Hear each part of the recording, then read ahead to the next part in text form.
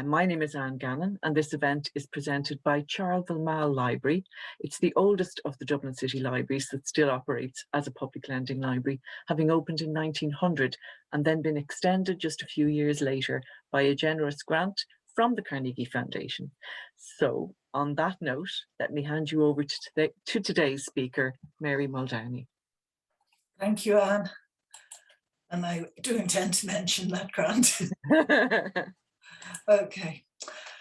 Right. Sorry, just 1 second, please, while I sort myself out here. I don't want to block the screen.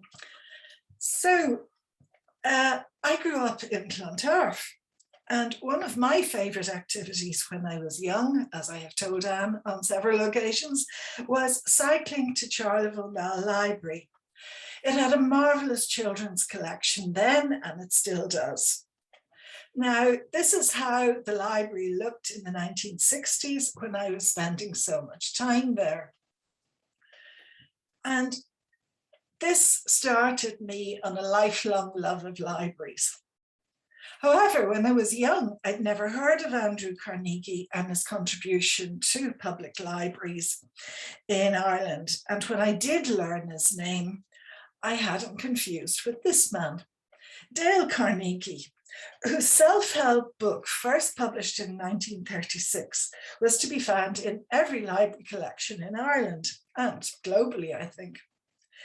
There are many copies in the library system still, because I checked, and since most of them are on loan, this kind of suggests that it's still very popular. I think I read it when I was in my teens, and I'm afraid most of his advice passed me by.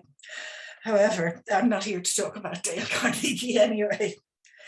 So it wasn't until I was living in Ballantyre in the 1970s, I used to go to so many exotic places, and there Dundrum was my local library. And it was there I first heard of Andrew Carnegie. He was a Scottish-American multi-millionaire and philanthropist, after whom the library was named. And it still looks like this from the outside, although it has been refurbished on occasion, most recently in 2006. The Dundrum Carnegie Library was opened, excuse me, on 12th of August 1914. And it had received a direct contribution from Andrew Carnegie to cover the cost of building. Like so many Carnegie libraries throughout the world, it is a beautiful building, which reflected his interest in cultural elegance, as well as the dissemination of knowledge. Now,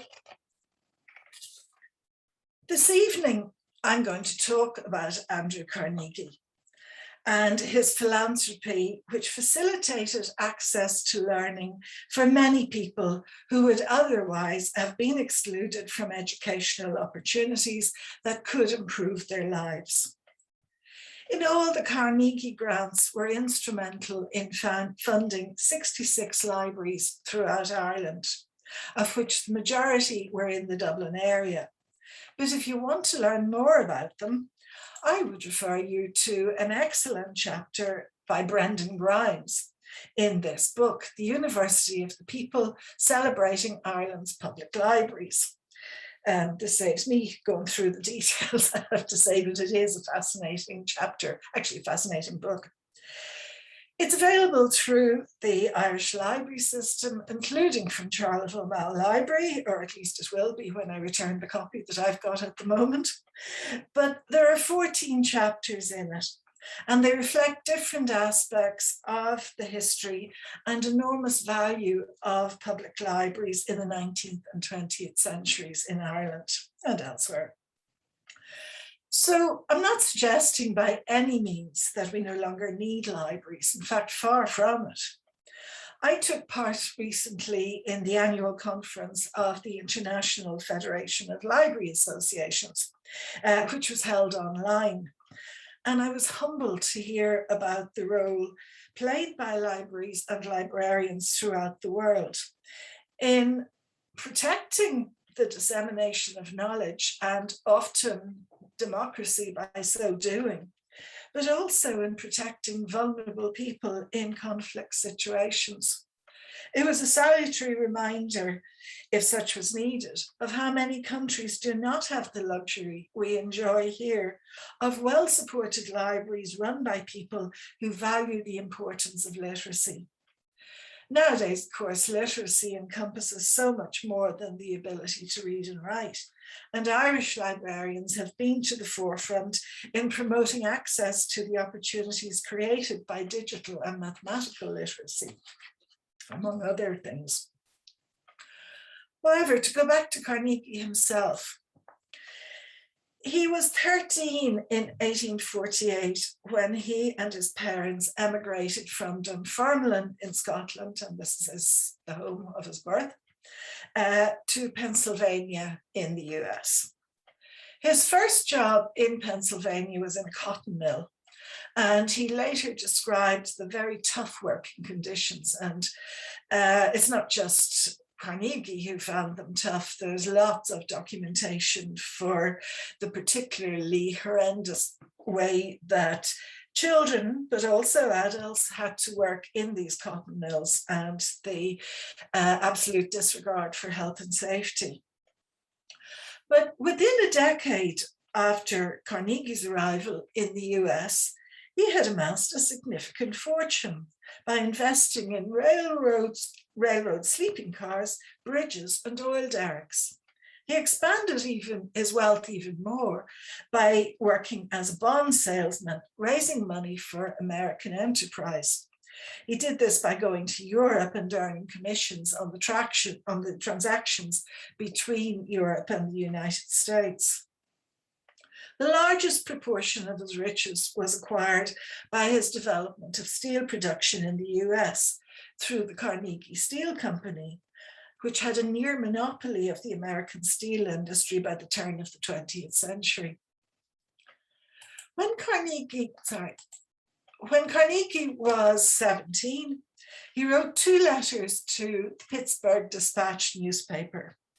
He had been refused a library card in a library for apprentices, and he argued that he, as a working man, should be just as entitled to learn as someone who is bound to a master. The letters were so effective that the librarian relented, and Carnegie got his way and his library card. When he was 80, he was still writing and had an article published in the Woman's Home Companion, a very widely read journal for women, which he was published in 1920, on the principles of giving, which described his own approach to philanthropy.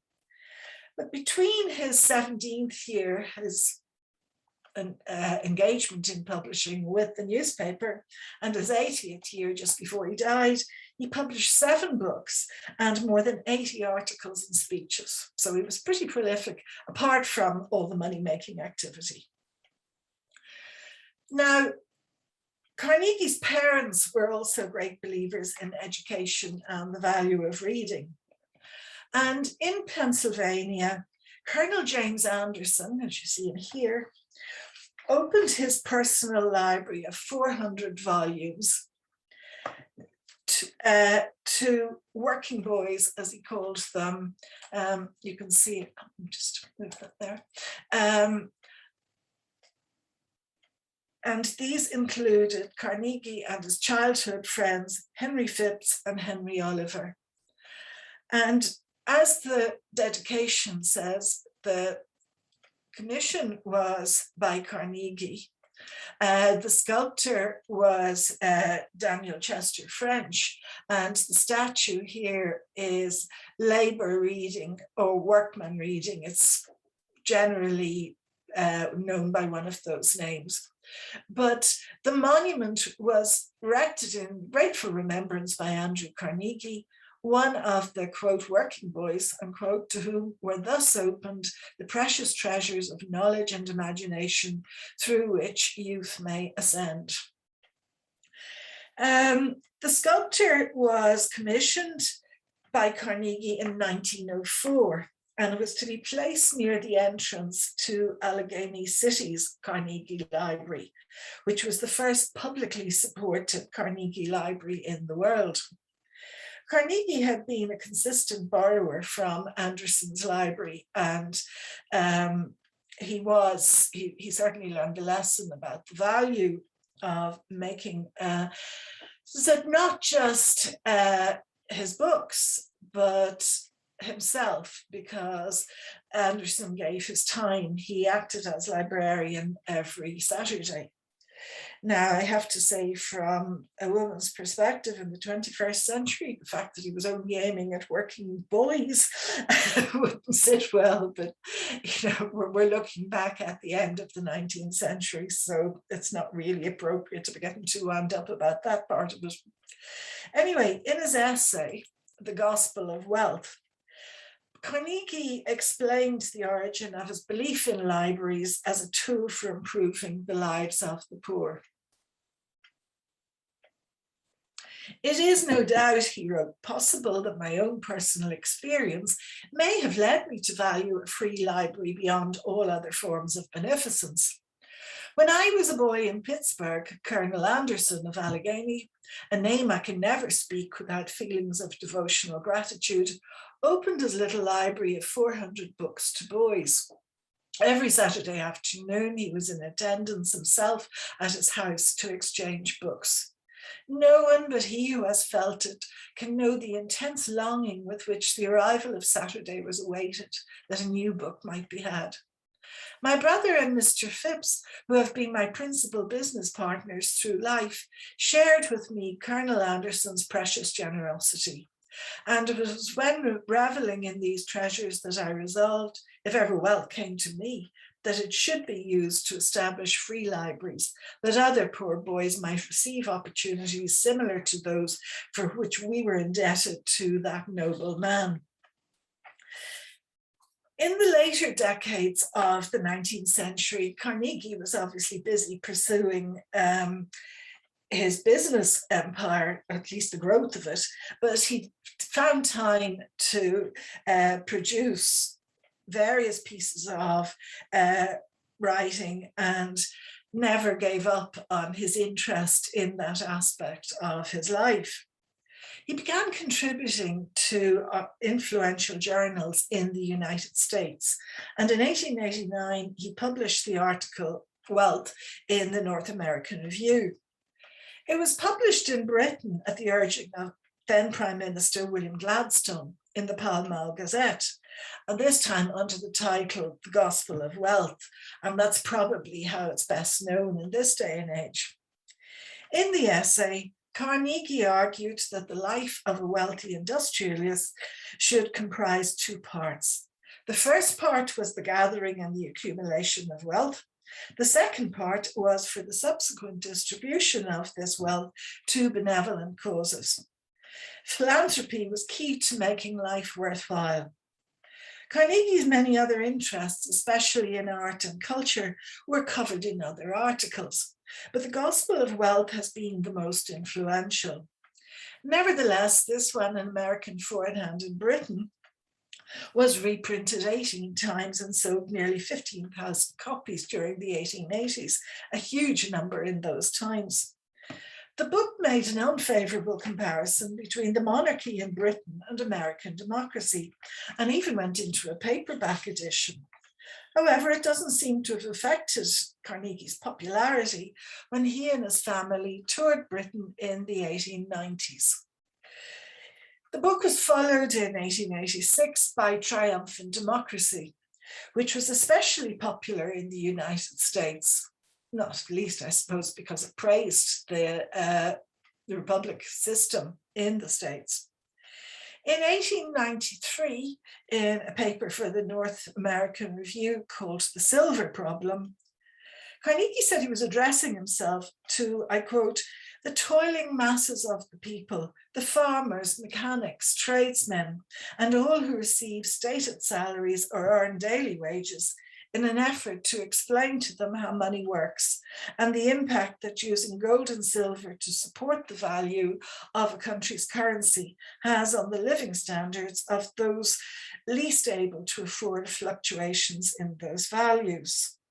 Now, at this stage, I might argue that a lot of their problems would have been solved by being paid properly rather than having explanations of how the system worked.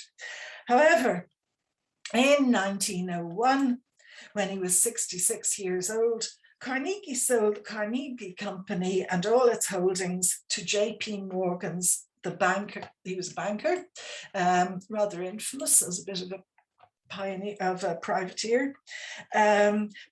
He sold all of the Carnegie Company holdings to Morgan's Federal Steel Company for $480 million.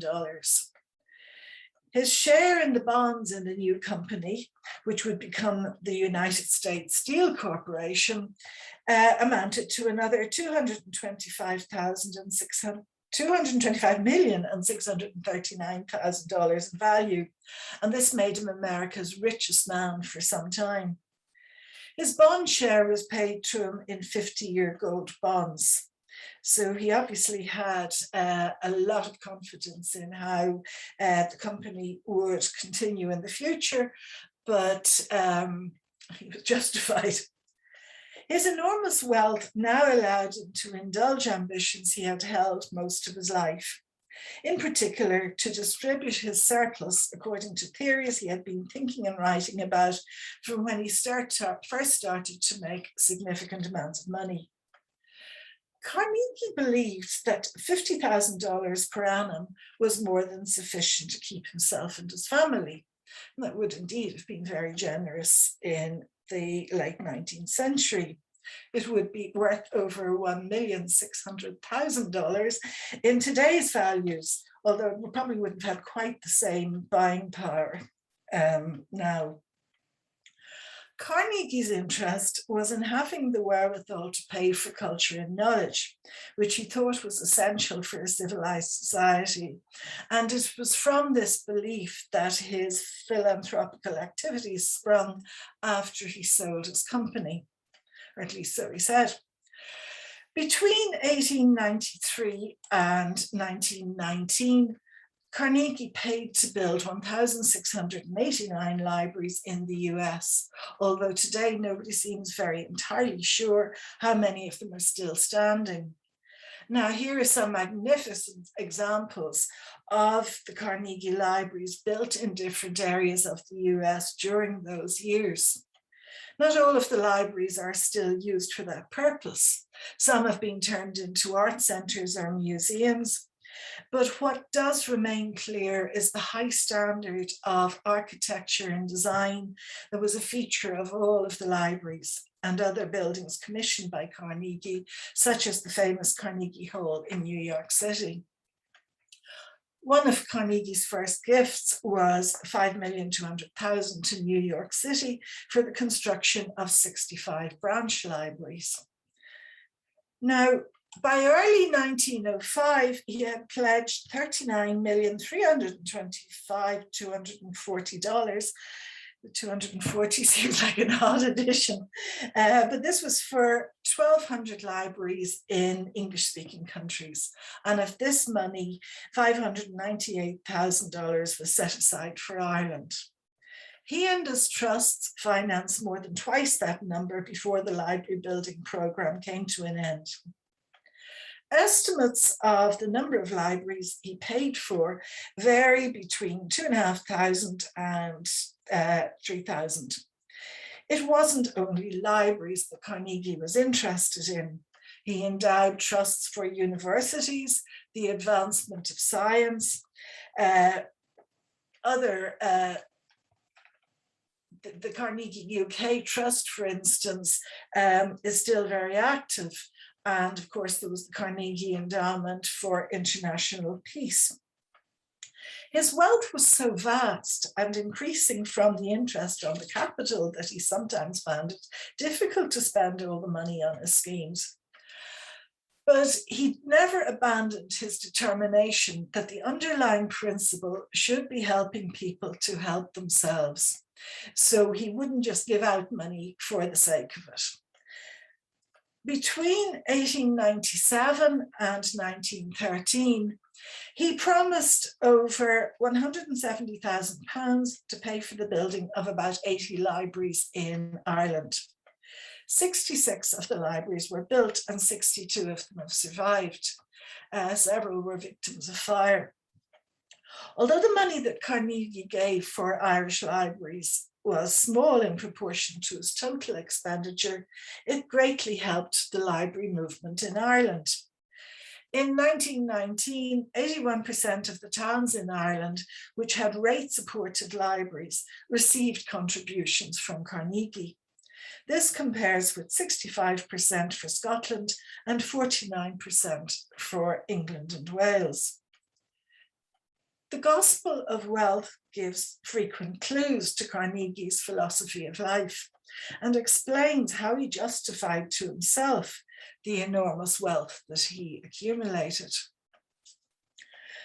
We accept and welcome, therefore, as conditions to which we must accommodate ourselves, great inequality of environment, the concentration of business, industrial and commercial in the hands of a few, and the law of competition between these as being not only beneficial, but essential for the future progress of the race. He was a capitalist after all.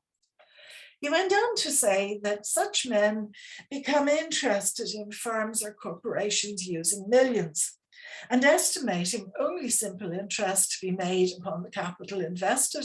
It is inevitable that their income must exceed their expenditures and that they must accumulate wealth. Nor is there any middle ground which such men can occupy, because the great manufacturing or commercial concern, which does not earn at least interest upon its capital, soon becomes bankrupt. The socialist or anarchist who seeks to overturn present conditions is to be regarded as attacking the foundation upon which civilization itself rests. For civilization took its start from the day that the capable industrious workman said to his incompetent and lazy fellow, "If thou dost not sow, thou shalt not reap," and thus ended primitive communism by separating the drones from the bees. Now, so far, I've been talking about Carnegie's generosity and how he tried to live up to his own dictum in the Gospel of Wealth, that the man who thus dies rich dies disgraced. Well, by my standards, even if he was sticking to his annual income of $50,000, remind you that it was worth well over 1.6 million in today's values, he was rich. But leaving that aside, there was another aspect of Andrew Carnegie that was less edifying than his philanthropic role would suggest.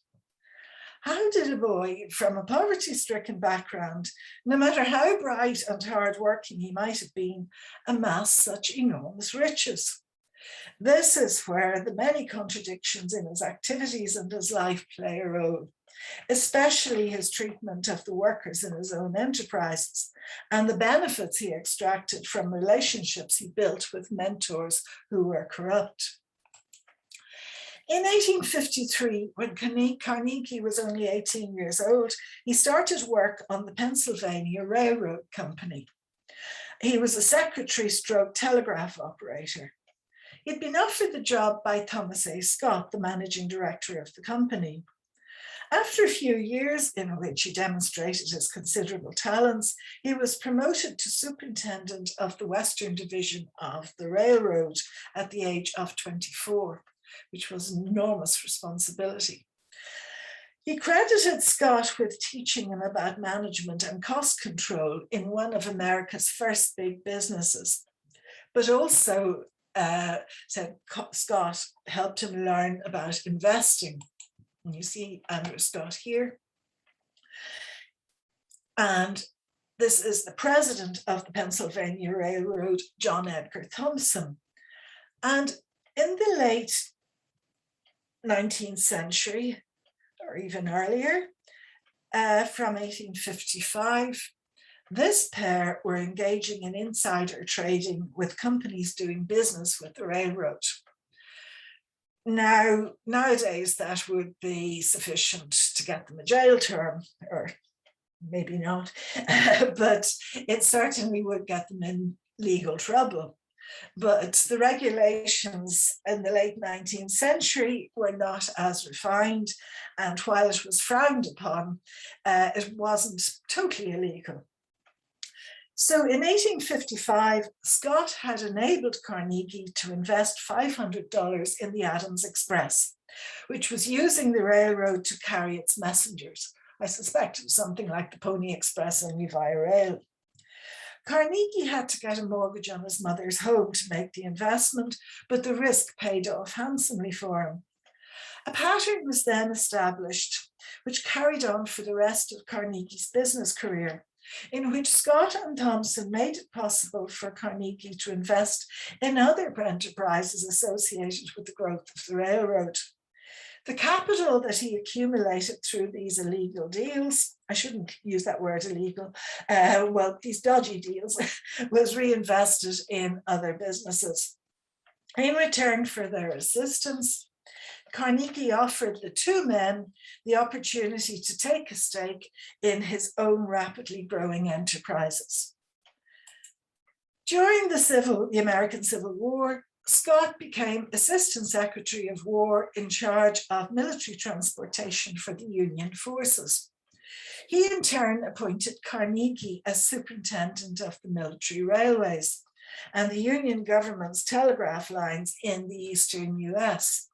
Again, he was still a young man, and these were enormous responsibilities. The eventual defeat of the Confederacy during the Civil War required vast supplies of munitions, and the railroads and telegraph lines played a vital role. The war demonstrated how integral the industries were to both the North's and Carnegie's personal success. By 1889, the US output of steel exceeded that of the United Kingdom, and Carnegie owned a large part of it. Carnegie's empire grew to include almost every major steel and associated businesses. He claimed to be on the side of the worker, having started life in the US as a poorly paid wage slave, as he described himself. But his approach to the Homestead steel mill strike showed where his true loyalties lay. In July 1892, I'm sorry for the poor quality of the pictures, but tried as best I could do. There was a dispute between Carnegie Steel and the Amalgamated Association of Iron and Steel Workers, which exploded into violence at a steel plant owned by Carnegie in Homestead, Pennsylvania.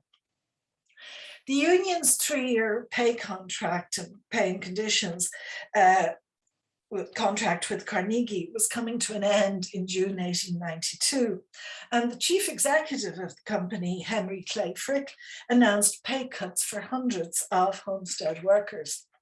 After refusing to negotiate with the union, he shuttered the Homestead steel mill on June 29th, locking 3,800 workers outside.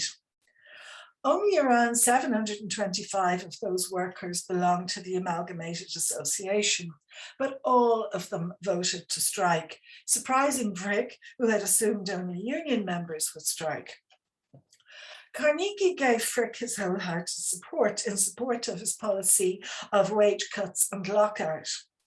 They called in 300 Pinkerton detectives to guard the mill and protect the strikebreakers they were intending to hire.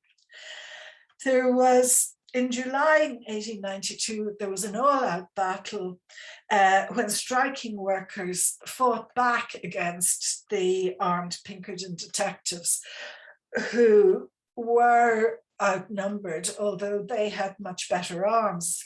This contemporary drawing shows the Pinkertons armed with Winchester repeating rifles, and the strikers and their families with iron bars and other things, but the numbers didn't balance and 12 people were killed. which did lose some sympathy for the Homestead strikers. While the conflict at Homestead was playing out, Carnegie was on holiday at a remote castle in Scotland. Though workers and members of the press tried to reach him, he remained inaccessible, but somehow managed to stay in communication with Frick, whose actions he endorsed. After the violence, the Pennsylvania governor sent in the National Guard at Frick's request. The town was placed under martial law, and in the following month the strike was ended, mainly because of the importation of more than 1,000 blackleg workers. In 1897, Carnegie decided that he would take a more businesslike approach to the administration of his library giving, and he employed James Bartram as his private secretary. And this is when requests for money for Ireland and Irish libraries was considered for the first time. The scheme started properly in 1900 with a promise of £1,000 toward a library in Banbridge in County Down. The scheme gained momentum in 1901, reaching its peak in 1903 when gifts totaling over £49,000 were promised. Sorry, that's just a photograph taken at the time, showing some of the strikers looking down at Carnegie's steel mill in the town of Homestead. So the stamps here were issued by the Irish Philatelic Service in 2019 to mark the centenary of Carnegie's death in 1919, and it shows some of the libraries that he funded. So there's Kilkenny and Clondalkin, Athea, and which I think is Athy, and Enniskerry, all of them of still surviving, as far as I know. The Carnegie Grants provided a strong impetus to the library movement in Ireland by making the provision of buildings a possibility and a reality for the communities that went about applying for a grant in the right way. In most parts of the country, the amount that could be raised by local taxation under the Libraries Act of 1855 was inadequate to provide more than the bare bones of a library service, and hardly ever adequate to erect new buildings. Although Carnegie did insist that the terms of the Act should be adhered to as regards raising the rates to pay for the maintenance of the libraries. Carnegie didn't formally advertise his scheme, but simply entertained inquiries from properly constituted local bodies who cared to write to him. And the procedure for obtaining a gift of money from Carnegie was quite simple, although not always handled well by the applicants. They were given a printed form asking for information about the district's population, rateable valuation, and details of any existing library service. If the form was properly completed to the satisfaction of James Bartram and Carnegie, and there were no further questions, a sum of money was promised on condition that the Libraries Act be adopted. And the rate was 1 penny in the pound for library maintenance purposes. But the local community also had to provide a free site for the building and a satisfactory design for the building that would emerge.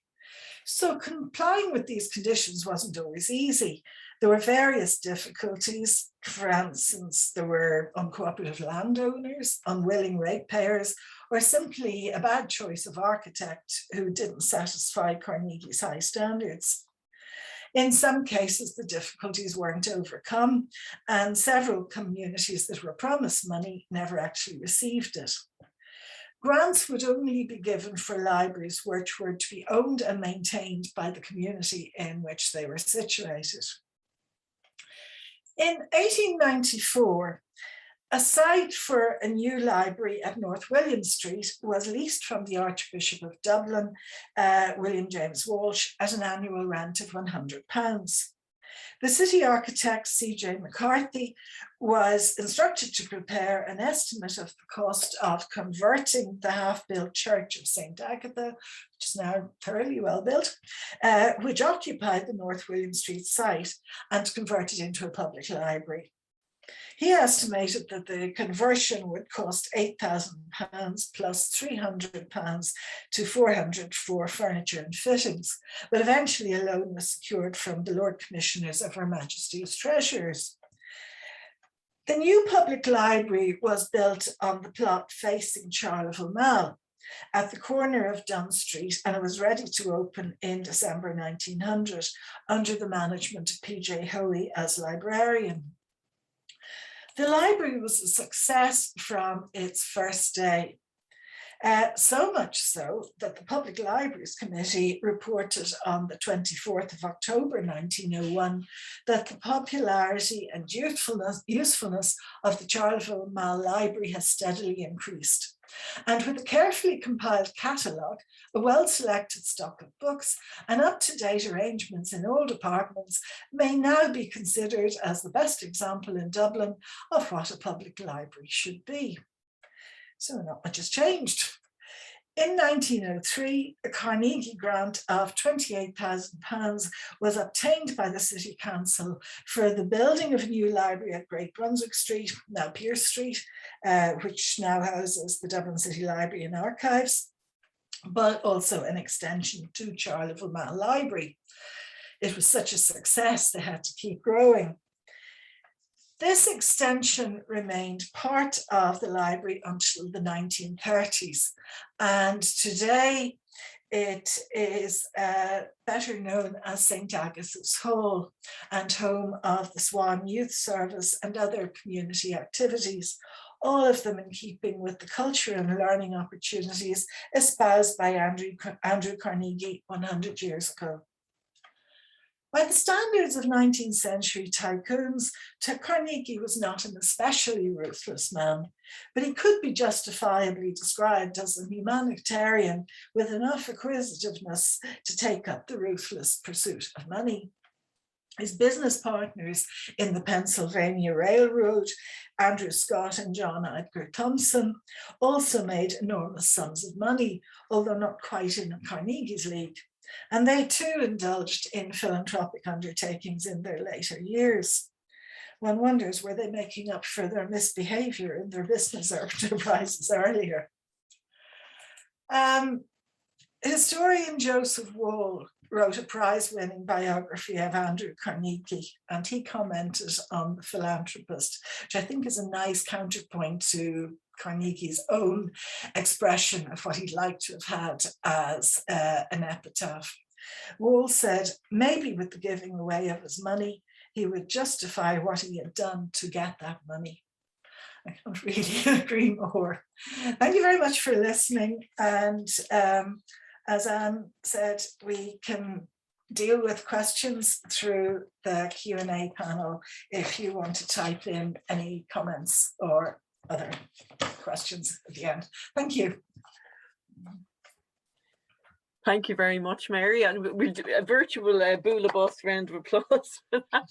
I certainly know a lot more about Andrew Carnegie than I did at 7 o'clock this evening. Very good. And some more things about Charleville Mall Library as well, which is great. Thank you very much. I'm going to use that quote about the best example in Dublin of what a public library should be on the Facebook page tomorrow. I'll have a look now and see what questions we've got. So there's a question here from David Flood.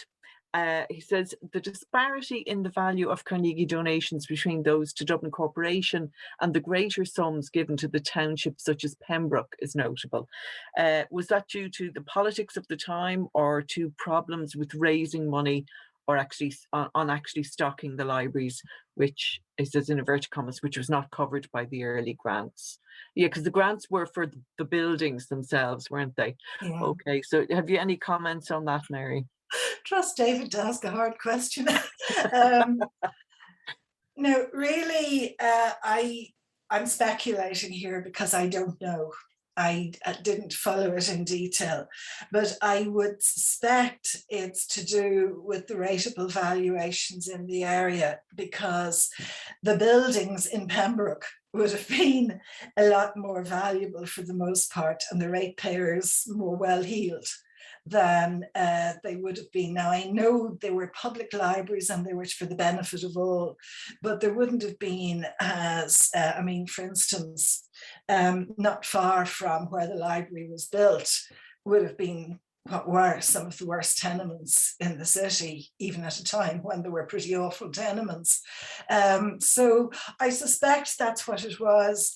It does need to be followed up. I'm not sure that I'm the person to do it, because I've been exploring the records of the library committees as much as I could, with very limited access to the archives over the last while, and they don't really seem to have gotten into debates about it.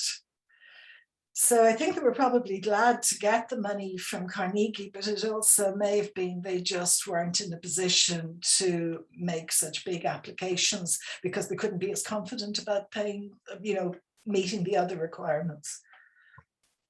Sorry, that's a long-winded way. I don't really know. Great. Patsy Harvey just has a question. Was the Carnegie grant just for the building, or how was the collection of books funded? So I think we kind of did mention that. I presume that they would have had to show, in order to get the grant, they would have had to show that they were going to maintain the library once it was built. That, I think, would, going back to David's excellent question, that you would have to show that they were in a position to. There were several cases that were described where everything was applied for properly, it was all being done well, but there simply wasn't enough money in the area. The rateable valuations were too low, so there wouldn't be that justification, which, is a bit harsh. It seems how he had so much money to give away. But yeah, that seems like a sort of a catch-22 almost, doesn't it? But well, it would be in keeping with his determination that they had to be self-supporting. Yes.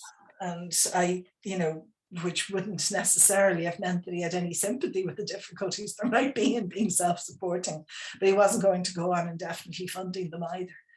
Yeah. There's a question here of a slightly different nature from Mary Blundell. She says, do you have any details on Andrew Carnegie's private life? I don't have details, but I have actually ordered a copy of his autobiography, and I suspect it will be very discreet. He's not somebody that sex scandals or misuse of his money in that sense seems to have haunted him, or at least if they did, he managed to cover them up very well. But I haven't, the book is taking ages to arrive, so unfortunately it didn't arrive in time for me to finish this. But so I've no juicy scandal to add about his life. But I think, the personal viewpoint is that there was a great deal of hypocrisy in the positions that he adopted. He had absolutely ginormous amounts of money, and like so many people who get praised for their philanthropic works, they got it from the backs of people who had nothing or next to it, and it would have behoved him far better, I think, to be paying the people who had made the fortunes for him in the first place. But then, as he did say in the Gospel of Wealth, he was sort of praising the likes of himself who had particular talents in that regard. There's a question here from Stephen Coyne. He's just wondering if Carnegie had stipulated particular architectural styles to the buildings, and were they usually as ornate and decorative as the examples that you showed?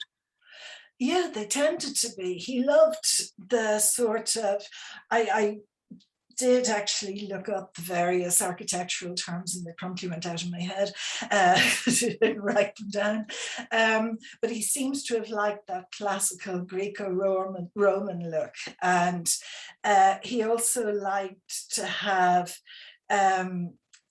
aphorisms over the doors about the value of learning and that kind of thing. So there was always a reminder.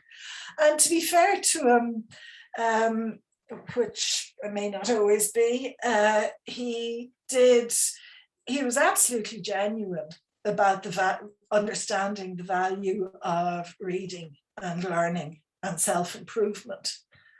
It's just that not everybody has that capacity that he did. And I suspect that's where he was coming from, that he wouldn't really have been willing to help what he might have seen as the undeserving in those who didn't have the talents that he had, which doesn't mean they couldn't have self-improved or even, learned more and enjoyed life a bit better. As that, and everybody will always have a better life if they have sufficient to keep the roofs over their heads and food on the table. He seems to have skipped that part of it. There was a quick question here from Carol. Who was Joseph Wall? So that was one of your things. Was he a biographer of Carnegie, you said? He was a historian in, one of the Midwest universities in the States, but he won awards for the biography, which he wrote in the late 1970s. And I'd probably be better trying to get a copy of that than Carnegie's own version of himself. I'm always a little wary of autobiographies as a historical too, but unfortunately it seems to be out of print, where Carnegie's own book isn't. We have a question here from, I'm not quite sure who it's from, but it's when and how did Andrew Carnegie die? And did he ever visit any of the Irish libraries?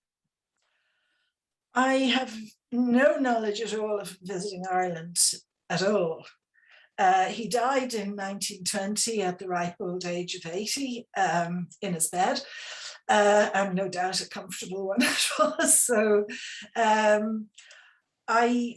don't think there was anything, strange or sinister about his death. He just simply died of old age and he was ready to go.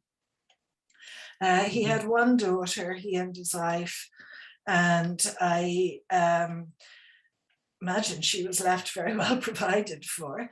But most of his fortune at that stage, he had set into various trusts that went into the different interests in which he had taken some kind of a role, even if just in funding. So, the International Ethics and various other foundations like that are still going and still funded, which was kind of an indication of the capacity of money to keep reproducing itself when handled well. Something I'd love to have learned from him, but I suspect it would have been wasted. Do we have any copies of the Gospel of Wealth in the library? I have to check that out. We've another question. I don't think we do, but it is. There are ebooks available online to read it, which is what I've been doing. Okay, very good. So it's, to quote old William, methinks he doth protest too much. We have a question here from H. Lennon. Did Carnegie ever, to your knowledge anyway, comment on the church's influence regarding libraries' book selections? No, because I don't think he took a particular interest in Ireland.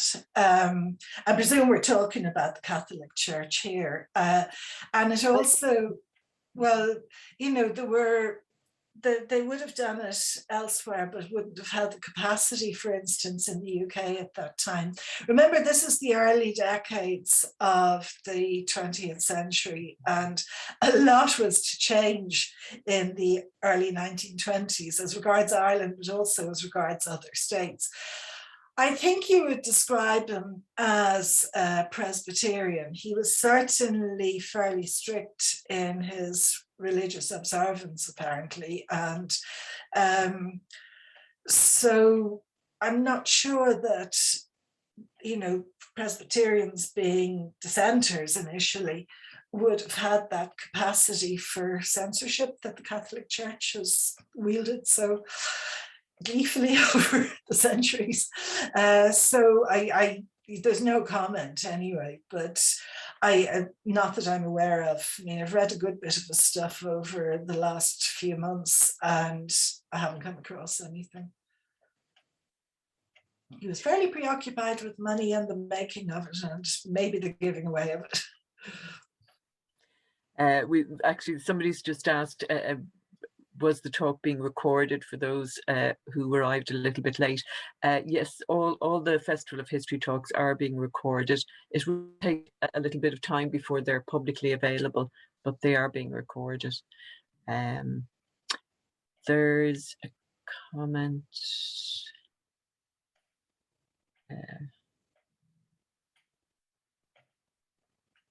I see? Sorry, I'm losing the track. There's been a few, some just general comments. Mary saying, you know, they really enjoyed the talk and that the people, you know, found out things like myself that we didn't know. Mary Orford says she didn't appreciate the history of the buildings when she used to work in them as a librarian. And she's just saying it's wonderful to know that the buildings and the library service continue to thrive. Let me see. Does somebody else asked the question, do some of the Carnegie Libraries seem to have his name above the door? Was this a stipulation in the grant? Well, it's not over all of them, so I presume it wasn't a stipulation. I don't think it was. No, I think, you know, that was probably came from a kind of way of saying thank you, especially, it seems to be to do with the bigger grants. You know, I mean, Dundrum got quite a lot of money and it's called the Carnegie Library in Dundrum. There are various others that would have been similar. Rathmines is, I think, it's there somewhere, the Carnegie Library. They would have done fairly well.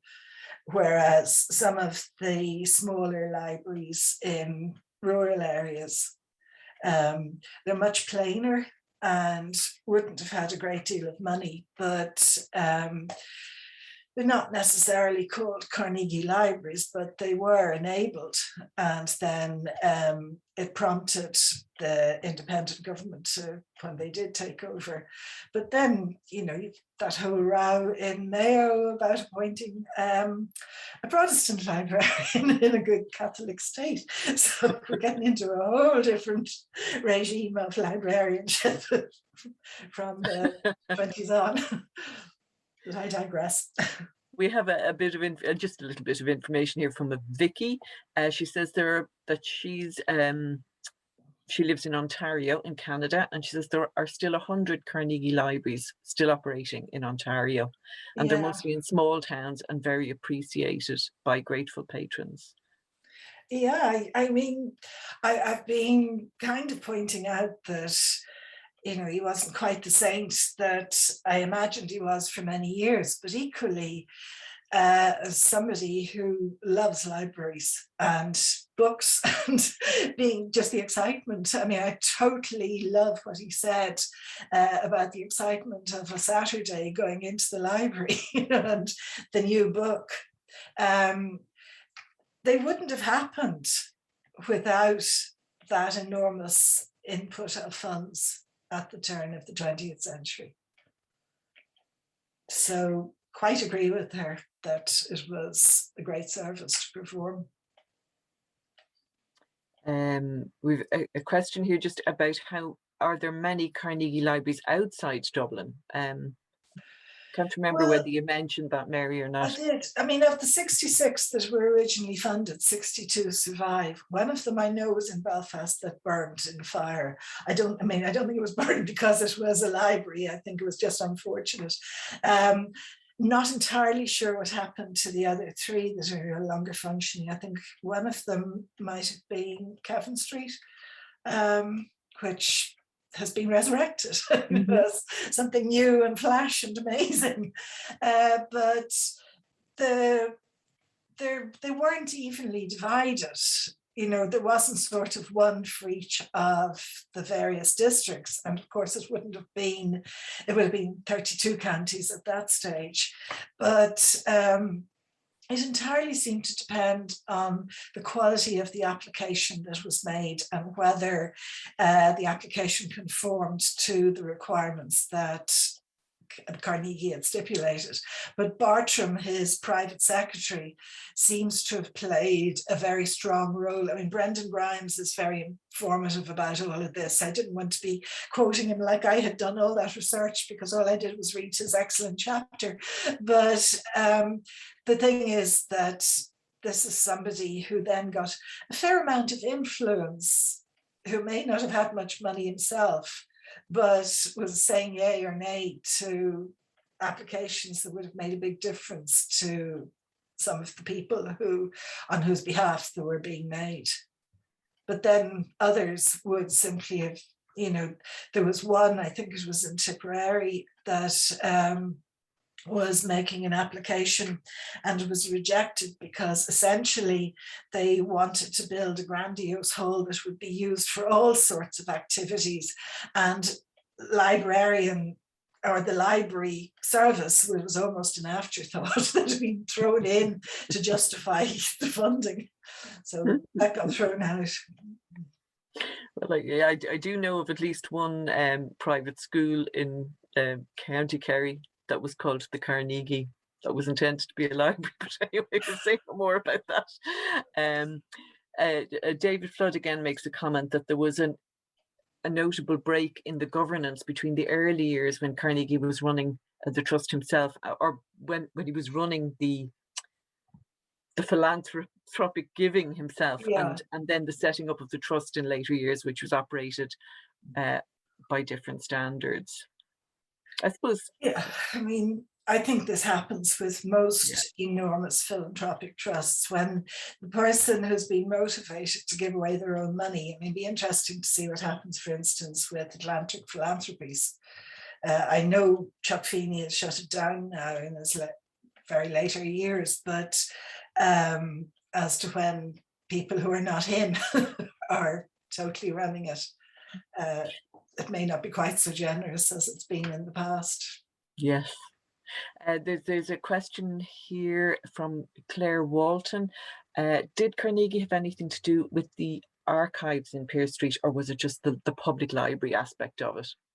It was the public library, but it facilitated the archives, but I don't think it was a direct connection. The Gilbert Collection was held in Charleville Library, which just fulfills so many purposes, until Pearse Street, or Great Brunswick Street, as it would have been, until that was built, and that then became the basis of the Dublin and Irish collection that we all love so much. But you know, so it wasn't directly thanks to Carnegie, but if the grant hadn't been given to build the premises, and then of course to expand Charleville Mall as the children's library, you might still be having the Gilbert Collection taking up space. Mark Crowther here just comments on you showed a slide of the stamps of the 4 Carnegie Libraries, and he said the artist Dorothy Smith, who actually lives here in Phibsborough, she's recently published a set of drawings of Dalymount Park, so she's obviously keeping up that architectural style of drawing. Several people again coming in to say they really enjoyed the talk. We'll probably finish off actually with this comment here from Rachel. Says, thanks Mary for a fascinating talk. I've often marvelled at the architecture of these beautiful libraries around Ireland, and it's great to hear the background to Andrew Carnegie's philanthropy, and always a treat to visit these libraries. How many of us have had our lives enriched by public libraries? And she says, thanks to Dublin City Libraries for holding this excellent talk. So thank you, Rachel. Yes. And thank you, Dublin City Council. Yes, indeed. Now, I think I think that's all our questions answered. I would say somebody wanting to know, was Charleville Library is half the size it was when he used it in the 60s. This is Mark Crowther as a child, and easy to understand it was even bigger when it was first opened. So, well, not when it was first opened, but it was the current size, but when it was about 10 years, is it, Mary? About 8 or 10 years after it first opened, it was extended. It was extended in 1907 and then up to the 30s, I think, before the St. Agatha's Hall was taken. Okay, so there was a couple of extensions. 20 years that, yeah, you know, but I remember the first time I came in as an adult there a few years ago. The first time I came in, probably not quite as historian in residence, but close to it, and being quite surprised that it was very small because I haven't been there in years. The incredible shrinking library. Well, what we use now, or for the last 20 or 30 years as an events room, would have been the junior library in the 60s and 70s. Yes, so yes, the library part of it was bigger in the 60s and 70s and 80s, but yeah, for the last 30 years or so, it's been used as a lecture room and an events room, and the junior library is where part of the adult library would have been. So yeah, it's all changed. But it's also part of that whole evolution of libraries and the services that are offered, and you know, recognizing that people need somewhere to have the kind of activities that are engaged in so many libraries, you know, that so more funding for computers and other things for kids, as well as the books. As well as books, indeed. So Mary, that's all our questions covered, I think. So thank you very much. Brilliant.